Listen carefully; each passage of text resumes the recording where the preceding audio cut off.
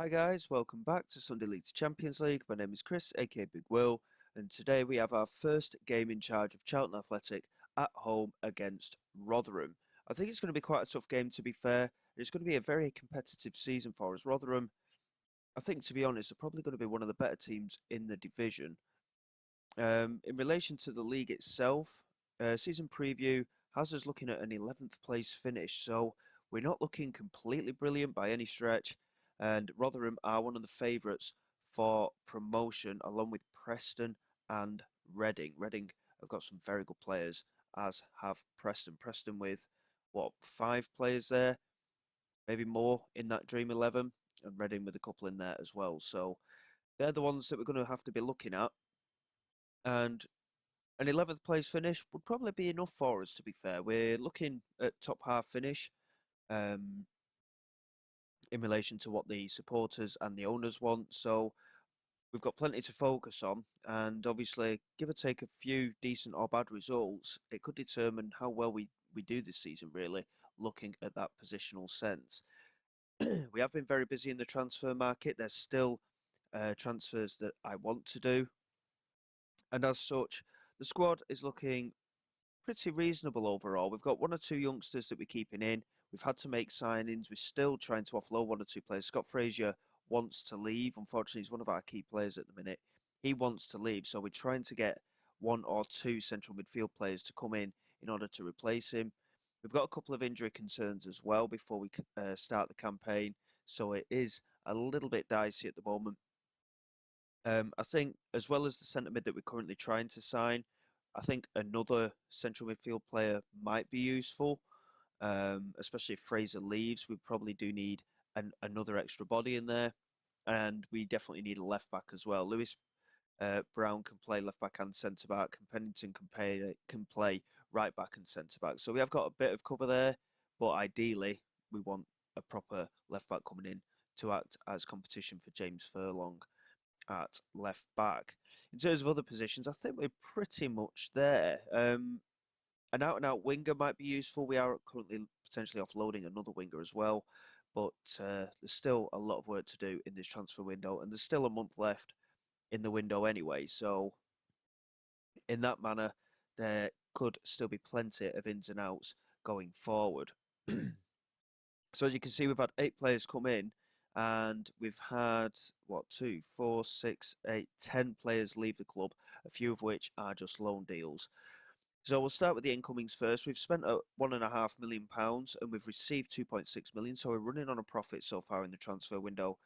Charlie Gray came in on a free transfer, previously of Manchester City's youth academy. He's not played a senior game. He's played an okay amount of football, nothing too major for the under 18 side, but I think he's a decent central midfield player, and he's only 20 years old still, so he could develop into a good quality player. At 2.5 star of current ability for central midfield, he could certainly be a good player for us. Luis Fiorini, funnily enough, also came in from Manchester City, again on a free transfer. He's on big wages, but he spent some time out on loan in the Scottish Premier League. He's played in the Championship and in League One previously as well, so he has got experience at this level. He never made a senior appearance for Manchester City, but in 99 games, 12 goals and an assist. And again, a 3 star of current ability, I think he could be a very key player for us in that central midfield. And send him on a free transfer with that kind of valuation, I think we've done extremely well to bring him in. George Jana we've brought in to be our number one right back preliminarily, but we have brought in another one as well. Um, Again, 26 years of age, good amount of experience, and again, he's done a bit of a tour, but he's played a decent amount of Championship football with Bristol City. Um, Played in League Two previously as well, so he has got experience at a number of levels. He originally came through at Manchester United, but again, bringing him in on a free transfer with 3 star of current ability, I think he's going to be a solid signing for us in there at right back. Lewis Brown was the first player that we spent money on. He came in from Arsenal for £500,000, so very, very cheap deal, and his valuation shot up to between £6 and £7 million. And he's a decent defender, to be honest. He was on loan at Barrow in League Two last year, played 36 games and scored 1 goal.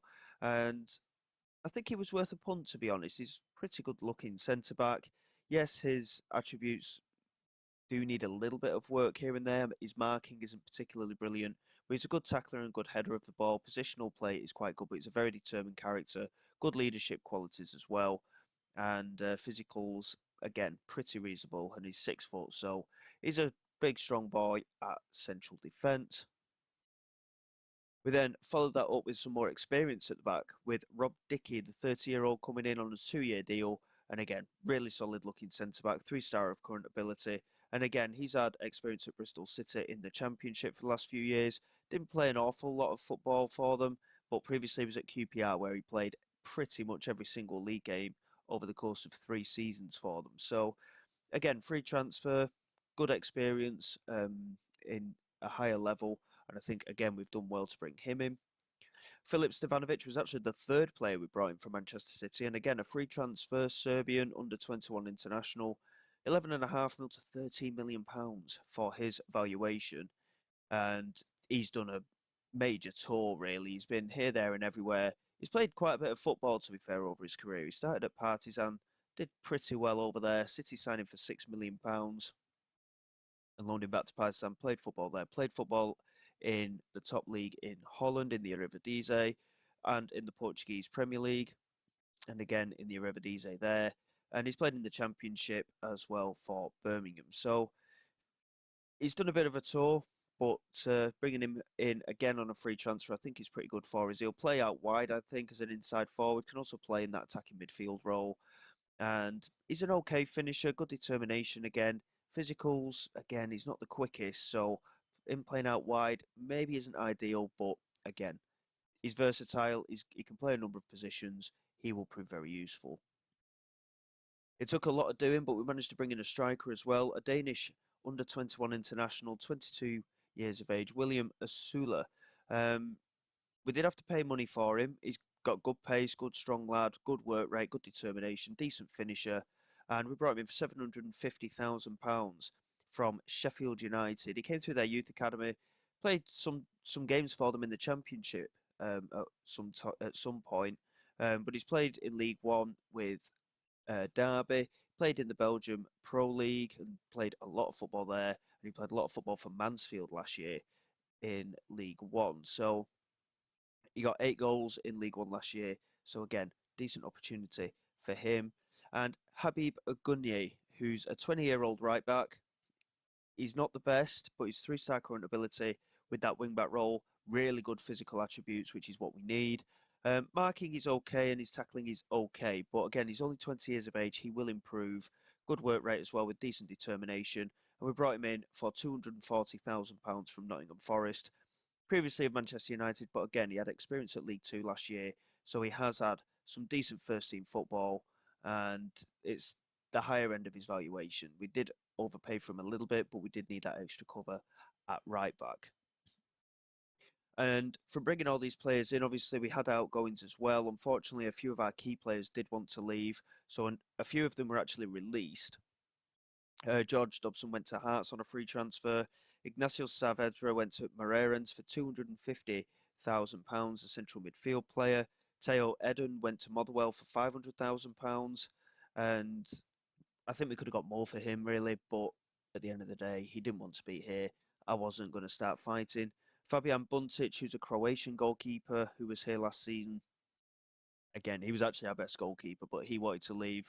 So we let him go for £1.7 million back to Croatia. Loic Nego, who was the 35-year-old right back, he went to Westerlo for just £40,000. He's still a good player, but it goes kind of against the grain of what I want in a player, and he'd have only had another year left in him anyway, in my opinion. Okoronkwo went on a free transfer to Gombe United. He was in our reserves. He'd have never made it anyway. David Danzo went to Blackpool for £100,000. He's an okay centre back, but he he's not particularly well developed, and his technicals aren't anywhere near good enough, to be honest. So I'm quite glad that we got the money for him that we did. And then we had a couple of loan deals going out. Ryan Lakin went out on loan, and Simon Chatino, who I'm quite excited about, to be honest. He was in our youth academy. He's only 1.5-star current ability at the moment. But if he gets some game time at Dulwich Hamlet, hopefully he will improve going forward. So we're still looking at 1 or 2 players leaving. hopefully we can have one or two players come in as well. We will just have the one match today against Rotherham. And in terms of pre-season, we've been a bit hit and miss. We had a good run of wins here, playing a 4-3-3 with the holding midfielder the way that we did against Taunton. And I'm kind of umming and ahhing, to be honest, between having 4-2-3-1 and 4-3-3. This is the way that we've been playing in pre-season, by the way. The Having the attacking midfielder could suit the players that we've got a little bit better, but as soon as we bring in the right players for central midfield, I think we'll probably revert to this system. So for the time being, I think we'll stick with this system and see how it goes. Um, Unfortunately, new signings Tanner and Fiorini aren't fully fit today, so they've still got slight knocks, so they'll be missing out. Kyroy Anderson will be out for a couple of weeks, so he will be a big miss for us in that midfield role as well. And Kai Enslin is currently injured as well. The winger is out for thereabouts a month. He's another one that I'm not too sure whether we're going to keep at the minute. I don't think he's got the required quality. But in terms of other options, I mean, Asula can play out wide, so that is another option that we've got. Kanu and Casey, decent strikers. Kanu, 21 years of age, good young striker. Hopefully he can do well for us this year. And Patrick Casey, again, a young striker who lacks the work rate of Kanu, but again, he might cause some surprises for us. So, going into this game against Rotherham, I'm not massively sure what to expect. It's going to be a difficult one, that is for sure. And I mean, Scott Fraser's attracting loan interest, and unfortunately, to me, it's not enough. I want to sell him. He doesn't want to be here, so we want to sell him. I don't want to be fiddling and faffing about with loans out and everything like that. I'd rather him just leave permanently. Um, we've managed to revamp the staff at the club as well. So that is also something that we've been trying to work hard on. And it's been difficult, to be quite honest. And we've had some of our key staff snapped away from us. So we are trying to replace them as well. So going into this game, like I say, we are struggling a little bit with fitness on one or two players. We go with a positive mentality as well. I think we're more than capable of that. We are actually going to start Fiorini today, by the looks of things. Obviously, we have got key injuries as well. The squad is quite small at the moment, so we do need that extra bit of cover. We've got Adagoke starting in goal. He was out on loan last year, so big opportunity for him to step onto the field today. Furlong, Brown, Dickey and Pennington are at the back. Gray, Fraser and Fiorini are going to be the midfield three, with Campbell, Stevanovic and Asula as the front three. Midfield, I think, is going to be the key one that we need to strengthen. Obviously, if Fraser leaves, we've only got... Who have we got? We've got Anderson, of course, who would normally play in there. We are trying to get one in at the minute, like I say, but I think another one after that would be ideal, and we definitely need another left back to come in also. We've got cover at right back, that isn't a problem. Tanner is struggling for fitness at the minute, as is Agunay, so Pennington does start out there today. And we'll see how things go. Hopefully Fraser will put in a decent performance for us today. It will be needed, that is for sure. Rotherham are going to be a tough opposition for us, I think, in this league. But it'll be a good way to see how things get on. I mean, the fans aren't too sure of me at the moment. Team cohesion's a little bit dicey because obviously we made a number of new signings so far. But let's see how things go, and fingers crossed we can get off to a sharp start today. It's going to be tough, but I think if we get an idea of where we stand, we're playing a little bit of a quicker tempo than we did at Taunton, even though it's the same style of play. But we'll see how things go. Fiorini with a free kick, whips it in. It's only just over the bar. Brits couldn't quite get onto it, but like I say, just over the bar. But a decent effort nonetheless. He's carrying that knock, of course, so he is something we're going to have to manage today. But again, the lack of options in central midfield is a concern. We did try and sign another young striker, which would have freed up Asula to play out wide as well. But he ended up going to an under-18s team instead, which was a little bit of an annoyance. Charlie Gray has picked up a knock here, twisted knee potentially, which isn't ideal, but he will carry on for the time being. 4 attempts at goal with none on target for us. Been a bit of a dull game, to be fair. 1 shot on target out of 2 attempts from Rotherham. But Rotherham are one of the favourites for promotion. The fact that we're keeping them quiet is a decent thing, really. I think it's something that we can take a positive spin on.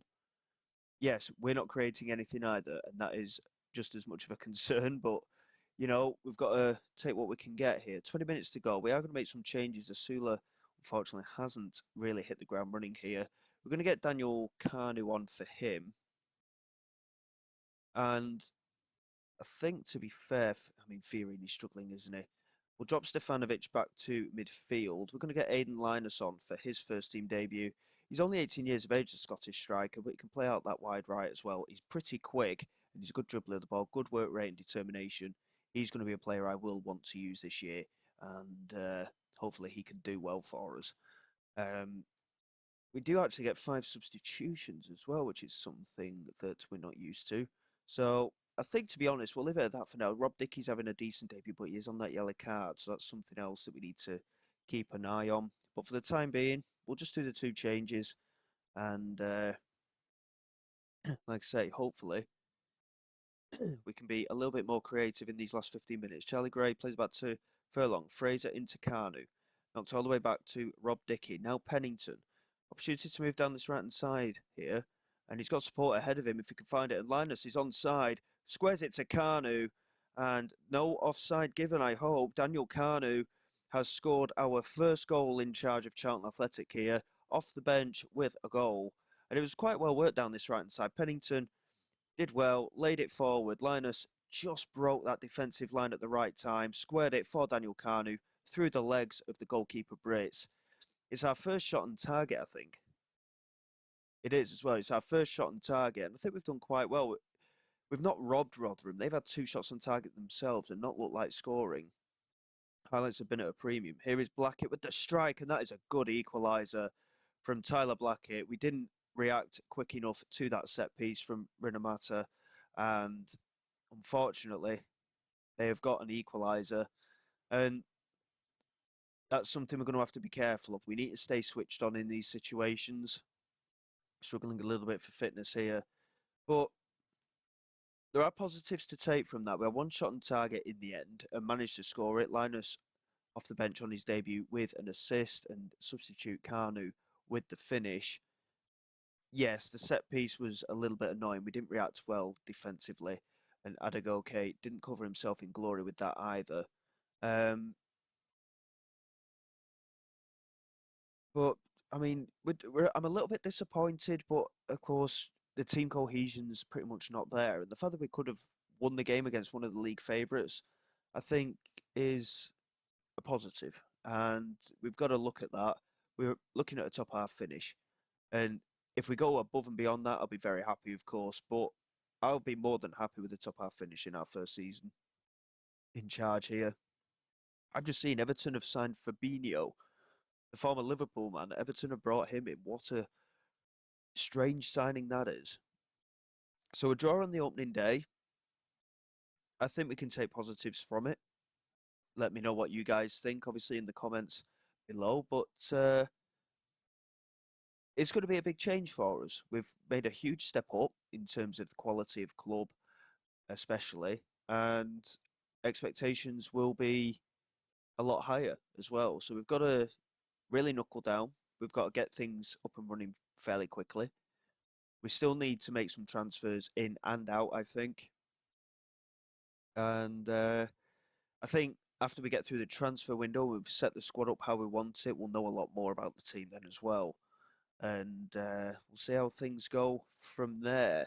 In terms of the schedule going forward, we're going to get through the rest of August and we'll come back. I don't know what this Bristol Street Motors Trophy is. We'll come back for the transfer deadline day window. Once it's all ticked over, we'll go through transfers again. And depending on when the deadline day is, we might come back for this cup tie here, or it'll be Accrington away from home. Maybe do Portsmouth as well. We'll see what happens. and we can go from there. But positive signs, I think. Decent draw to start off the campaign. The squad was lacking goals in the Championship last year. We need to certainly rectify that early doors, but solid performance, I think. Let's see where we go from here. And fingers crossed we can get off to a good start. So until next time, guys, thank you very much for your support. Please like, subscribe to the channel. It is all greatly appreciated. I will see you all next time. This is Big Will, signing away.